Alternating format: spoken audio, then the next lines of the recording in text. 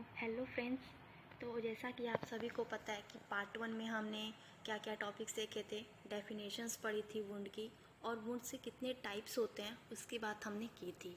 ये जो है हमारा पार्ट 2 है। पार्ट 2 में बेसिकली हमें क्या क्या टॉपिक्स पढ़ने हैं, वुंड हीलिंग के क्या क्या कंपोनेंट्स पहले हम बात करेंगे, देन उसके क्या क्या फैक्टर्स हैं जो वुंड हीलिंग को अफेक्ट करते हैं, देन उसके क्या क्या कॉम्प्लिकेशंस हैं उसकी बात हम लोग यहाँ पे करते हैं। ठीक है, तो स्टार्ट करते हैं। तो सबसे पहले कंपोनेंट्स ऑफ वुंड हीलिंग में हमें 3 फेज आते हैं हमारे, इन्फ्लामेटरी फेज, प्रोलिफरेटरी फेज और मैचुरेशन फेज। ओके, तो हमारा जो फर्स्ट फेज होता है that is the inflammatory phase. Inflammatory phase क्या होता है? तो इन्फ्लामेटरी फेज एक ऐसा फेज होता है जिसमें 2 चीज़ें देखने को मिलती हैं। एक तो हमारा उसमें क्लॉट का फॉर्मेशन होता है जिसको हम लोग हीमेटोमा भी बोलते हैं, और जो दूसरा होता है उसमें क्या होता है, इन्फ्लेमेशन होता है। तो इस चीज़ें को हम लोग क्या करेंगे, स्टेप बाय स्टेप हम लोग पढ़ेंगे। ठीक है, तो पहला स्टेप आइए हम लोग देखते हैं। तो जैसा कि आप देख सकते हैं कि जो पहला फेज़ है हमारा क्या है, इन्फ्लेमेटरी फेज़ है।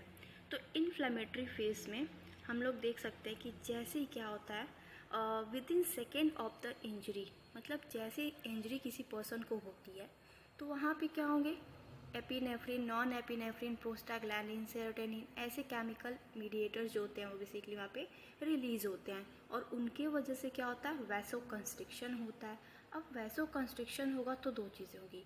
पहला तो एंडोथीलियल जो सेल्स होती है वो रिट्रैक्ट कर जाएंगी, और दूसरा जो सब एंडोथीलियल कोलाजन्स होते हैं वो एक्सपोज हो जाएंगे।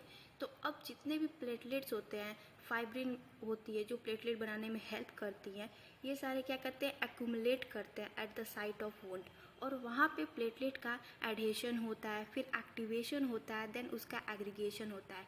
अब जब प्लेटलेट का एग्रीगेशन होता है तो वहाँ पे 2 चीज़ें होती हैं। पहला कि न्यूट्रोफिल और मैक्रोफेज रिलीज़ होते हैं और वो इन्फ्लेमेशन कॉज करवाते हैं, और जो दूसरा इवेंट होता है वहाँ पे उसमें क्या होता है, हमारे पहले प्राइमरी प्लेटलेट प्लग का फॉर्मेशन होता है, देन सेकेंडरी प्लग का फॉर्मेशन होता है, और एज अ रिज़ल्ट हमारा क्लॉट का फॉर्मेशन हो जाता है जिसको हम लोग हीमोस्टैसिस भी बोल रहे हैं। ठीक है, तो जैसा कि आपको पता है कि पहला जो आपका फेज़ है वो आपको क्लियर हो गया होगा कि इन्फ्लामेटरी फेज़ में क्या क्या चीज़ें हमें देखने को मिलती हैं। तो सॉरी, यहाँ पे जो पहला मेरा ये था इसमें मैंने हीमेटोमा कर दिया है, ये थोड़ा मिस्टेक हो चुकी है। यहाँ पे आपका होगा हेमोस्टैसिस। आप इसको करेक्ट कर लीजिएगा। ठीक है, नेक्स्ट स्टेप हम बात करते हैं जो इसका दूसरा फेज़ होता है, that is the proliferative phase. तो जैसा कि आपको पता है कि फर्स्ट फेज़ पे हमने क्या क्या चीज़ें पढ़ी, 2 चीज़ें हो रही थी। पहला क्लॉट का फॉर्मेशन हो रहा था और दूसरा इन्फ्लेमेशन हो रहा था। अब जो दूसरा हमारा फेज़ होता है प्रोलिफरेटिव फेज़ होता है। प्रोलिफरेटिव फेज़ में 3 इवेंट्स होते हैं। पहला एपिथेलाइजेशन होता है, दूसरा फाइब्रोप्लेसिया होता है, और तीसरा एंजियोजेनेसिस होता है। तो हम एक एक करके तीनों इवेंट्स को पढ़ेंगे।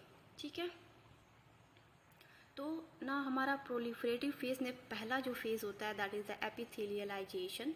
इसमें क्या होता है कि जो हमारी वुंड साइट होती है, जैसा कि आप इस डायग्राम में देख सकते हो, ये है हमारी वुंड साइट।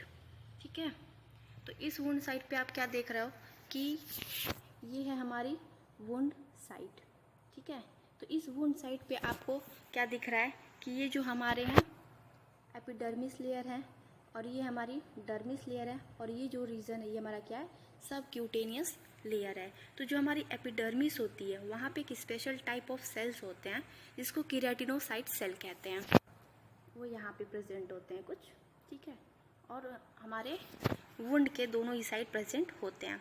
तो ये जो सेल्स होते हैं ये क्या करते हैं, माइटोटिक डिवीजन करते हैं, और प्रोलिफरेट करके जो हमारी वुंड की साइट होती है वहाँ पे जाके एक्यूमुलेट होते हैं, और वहाँ पे एपिथेलियलाइजेशन वाली प्रोसेस जो होती है वो हमारे करवाते हैं। ठीक है, तो यहाँ पे ये चीज़ आप देख सकते हैं, लिखा है crosses moist surface and cell travels about 3 centimetre from the point of origin.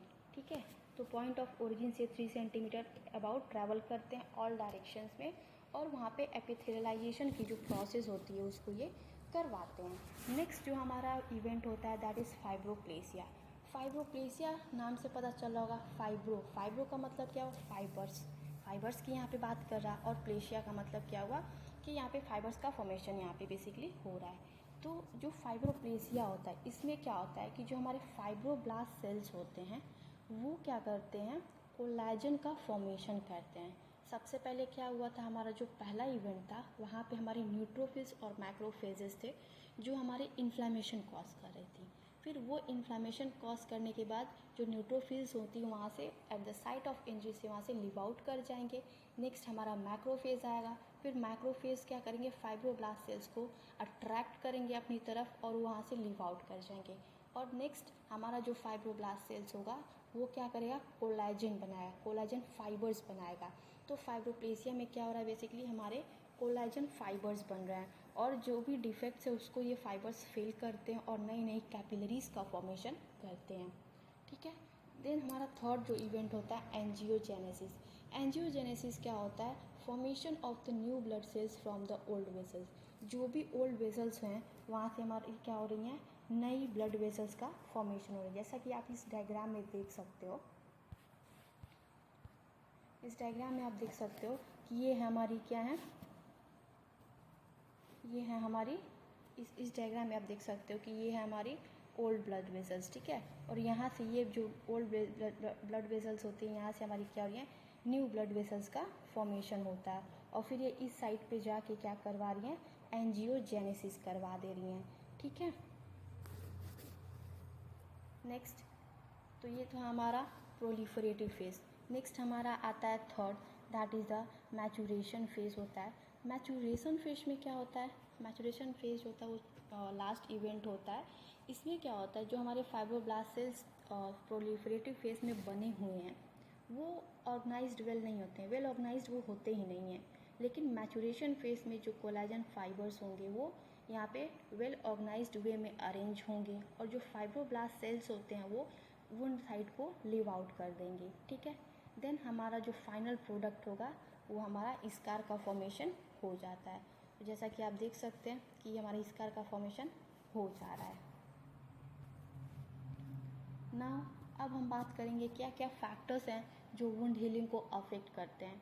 तो बेसिकली दो तरीके के फैक्टर्स होते हैं, एक होता है हमारा जनरल फैक्टर्स और एक होता है हमारा लोकल फैक्टर। जनरल फैक्टर जैसे कि आपको नाम से पता चल रहा है जनरल, जैसे कि एज, जैसे हमें पता है कि जैसे जैसे पर्सन की एज बढ़ती जाती है उनमें बहुत सारे डीजनरेटिव प्रोसेसेस होते हैं और वैसे वैसे जो उनके कोलाजन फाइबर्स होते हैं वो टाइप 1 टाइप 2 फाइबर वो कन्वर्ट होते रहते हैं। इसके वजह से वहाँ पे क्या होती है, वुंड की हीलिंग बहुत ही स्लो हो जाती है। नेक्स्ट हमारा डायबिटीज़। डायबिटिक पेशेंट में आप सभी को पता है कि उनमें ब्लड की विस्कोसिटी बढ़ जाती है, उसमें हीलिंग बहुत ही स्लो होती है। देन साइटोटॉक्सिक ड्रग, कुछ केमिकल ड्रग्स होते हैं जिसकी वजह से भी वुंड हीलिंग में डिले होता है। जॉन्डिस है, मॉल न्यूट्रिशन, कॉर्टिकोस्टेरॉइड इंजेक्शंस, ये सारी चीज़ें वुंड हीलिंग को क्या कर रही हैं, अफेक्ट करती हैं, ये उनको स्लो करती हैं। देन हम बात करते हैं लोकल फैक्टर्स की। तो लोकल फैक्टर्स में क्या हो सकता है, लोकल मतलब कि वहाँ की ब्लड सप्लाई की बात की जा रही है। वहाँ की जो ब्लड सप्लाई है अगर बहुत ही पुअर है तो ऑब्वियसली अगर ब्लड सप्लाई पुअर है तो वहाँ की हीलिंग प्रॉपर हो ही नहीं पाएगी, वहाँ पे केमिकल मीडिएटर्स आएंगे ही नहीं, तो वहाँ पे हीलिंग कैसे होगी। सेकेंड है लोकल इन्फेक्शन, अगर किसी को किसी भी तरीके का इन्फेक्शन है तो भी हीलिंग प्रोसेस डिले हो जाती है। हीमाटोमा है, हाइपॉक्सिक कंडीशन, ऑक्सीजन की अवेलेबिलिटी कम है तो भी वहाँ पे वुंड हीलिंग नहीं होती है। देन हमारा रेडिएशन है, आयोनाइजिंग है, तो ये सारे फैक्टर्स हैं जो वुंड हीलिंग को हमारे क्या करते हैं, अफेक्ट करते हैं। ठीक है। नेक्स्ट हम बात करते हैं क्या क्या इसके कॉम्प्लिकेशंस हैं। तो कॉम्प्लिकेशंस ऑफ वुंड हीलिंग में और देख सकते हैं कि अगर किसी पर्सन की वुंड हीलिंग नहीं होती है तो उसके बाद क्या क्या चीज़ें उनमें देखने को मिल सकते हैं, क्या क्या चेंजेस आ सकती हैं।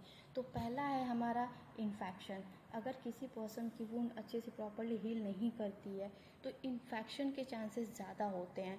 देन अगली स्कार्स का फॉर्मेशन हो सकता है। किलॉइड का, किलॉइड आपको पता ही होगा क्या होता है। जो किलॉइड होते हैं इसमें जो मैच्योर ब्लड वेसल्स होते सॉरी ये जो किलॉइड होता है बेसिकली ये एक वुंड हीलिंग की कॉम्प्लिकेशंस में आता है। इसमें जो हमारे स्टर्नम होती है वहाँ पे हमें बटरफ्लाई शेप की स्कार टाइप्स का फॉर्मेशन हो जाता है और ये बहुत ही ईचिंग करता है। नेक्स्ट हमारा इंसिजनल हर्निया हो गया, पिगमेंटेशन हो गया और मेर्जोलिन अल्सर। तो ये सारे कॉम्प्लिकेशंस है जो बेसिकली हमें वुंड हीलिंग में डिले मतलब वुंड हीलिंग के बाद हमें ये सारी चीज़ें कॉम्प्लिकेशन में देखने को मिलती हैं। नेक्स्ट हम बात करते हैं हीलिंग ऑफ द वुंड। तो वुंड की हीलिंग दो तरीके से होती है, एक होता है प्राइमरी इंटेंशन और एक होता है हमारा सेकेंडरी इंटेंशन। तो प्राइमरी इंटेंशन बेसिकली ये क्लीन और इंसाइज वुंड के लिए होता है, और जो सेकेंडरी इंटेंशन होता है ये हमारे इन्फेक्टेड कॉन्टामिनेटेड वुंड के लिए बेसिकली परफॉर्म करवाया जाता है। ठीक है, तो आई होप आपको ये सारे टॉपिक्स क्लियर हो चुके हों। अगर आपको कोई टॉपिक्स में कोई दिक्कत आ रही है देन आप मुझे बता सकते हैं। Thank you so much and please like and subscribe my channel. Thank you.